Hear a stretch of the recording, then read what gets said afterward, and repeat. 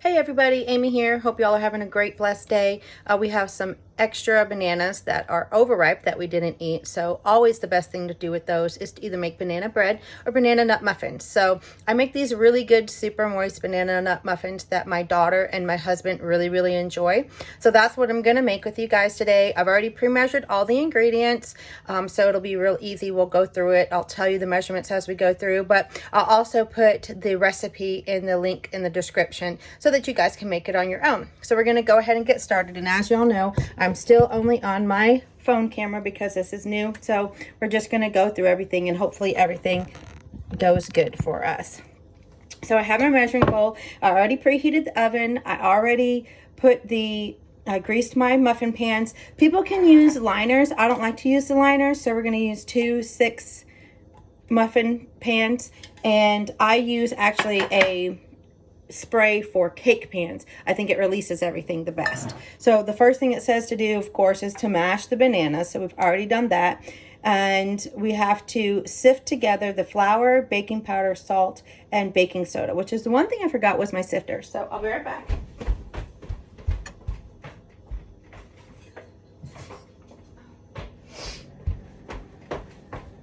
I guess I forgot to read ahead to that part. So we're going to sift all of our dry ingredients together. So it's going to be 1.5 cups of flour. You can just drop that into the sifter.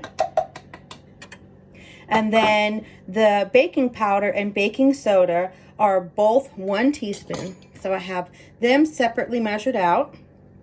And then we also have 1 teaspoon, a half a teaspoon of salt, not 1 teaspoon, half a teaspoon of salt. So we're gonna just sift those together. I used to not have a sifter, and I used to use like the strainer that's got the middle thing, and I would just rub a spoon all around. So you can do that too if you don't have a sifter. I didn't have one for a real long time. We actually still have some pieces in there. We're just gonna push them through the sieve with our spatula. Here we go. So it says to sift all of those together in the large bowl set aside. We've already mashed the bananas. So with the banana, we're gonna combine the sugar. Oops, I'm all writing your way. We're gonna put the sugar, that's 3/4 cup of sugar. And then we're going to also put in the egg, melted butter, vanilla, and cinnamon. So we put in 1 egg. That's going to be 1/3 cup of melted butter. So you want to get that. I like to scrape all that out of there so we can get all that goodness in there. And then for the vanilla is going to be 1 teaspoon of vanilla. And 1 teaspoon of cinnamon. Now you can also put in a half a teaspoon of nutmeg, but we don't really like the way nutmeg tastes, so I don't usually put that in there. And then you want to just combine those together in there. Break up the egg yolk some.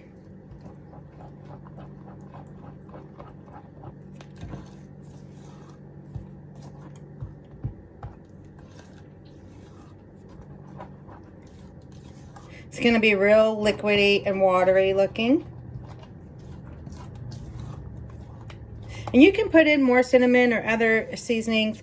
I like ginger, and so does my daughter, but my husband doesn't really like it. So we're not going to put in the ginger in there. Then we're just going to take the flour mixture in this and stir it together until it's smooth. I like to use spatulas because I can scrape all the goodness out of the bowls.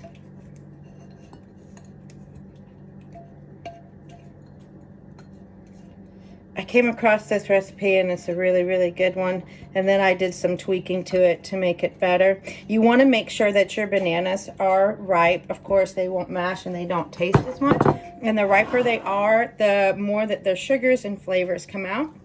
And I use my banana peels. I either use them in my compost, or I will put it directly in with the soil at the bottom. we had a yucca tree that died when we first moved here, and because it was colder here than when we moved from. And so I thought it was dead. When I dumped out the pot, there was green, so we ended up planting it. Well, it needed repot and it wasn't doing so good, so we had like 4 ripe bananas, and we put the soil in the pot. We put the 4 ripe bananas in there, and then put some soil, and then put the yucca tree in there and covered it with soil, and it's doing really, really good now. It's amazing what it does. So we're going to mix this all together, and then now we're going to go ahead and scoop it into our prepared pans.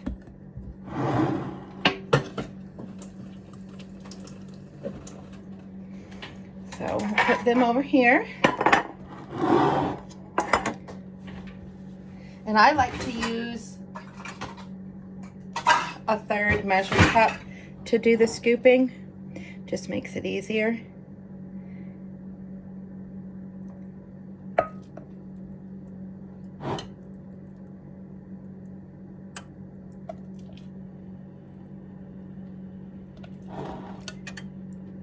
These are really, really good for snacks. They're really good. You could have it for breakfast. I'm going to be doing a recipe with you guys for these super healthy, like flax, oat, and chai seed. They're called breakfast cookies, and they're actually really, really healthy. They help to boost your metabolism because they have the flax seed and the chai and things that boost the metabolism, pepitas. You can put other nuts in there. Unsweetened applesauce, things like that. They're really good. So we'll be making those soon because I really need to have some of those on stock because we are going into the spring and summer months. So I don't usually like to have hot breakfast when it's cold outside. And they're really easy grab and go. If I have things to do, my mom lives with me, so I have to take her to the doctors and do things like that. So when we got to grab and go in the morning, it's good for me to take. So it made 11 muffins, not 12. And then you can put the nuts on top. I like to put cinnamon sugar over the top of the muffins before I put the walnuts on, and then I put a little bit more on after I put the walnuts on. It's very quick and easy to make. I want to say the most time consuming is mainly chopping the walnuts as I drop them all over the counter.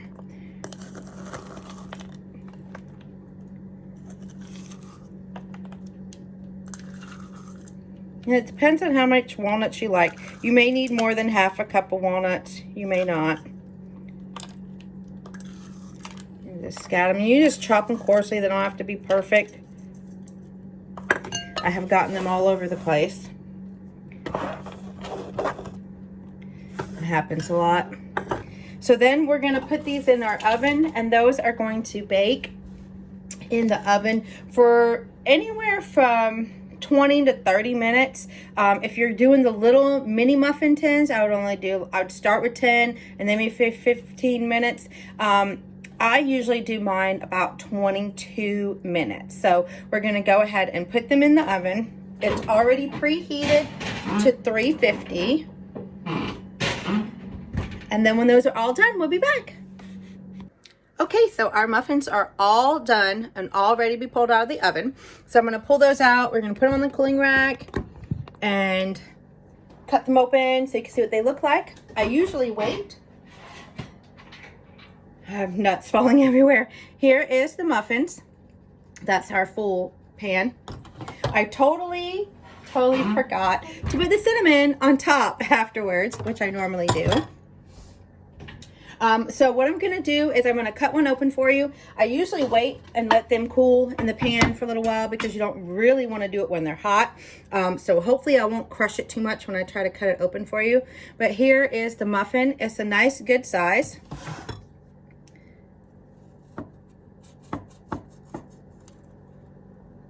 There we go. There is our muffin. It's nice, moist, steamy. You can have these any time of the year.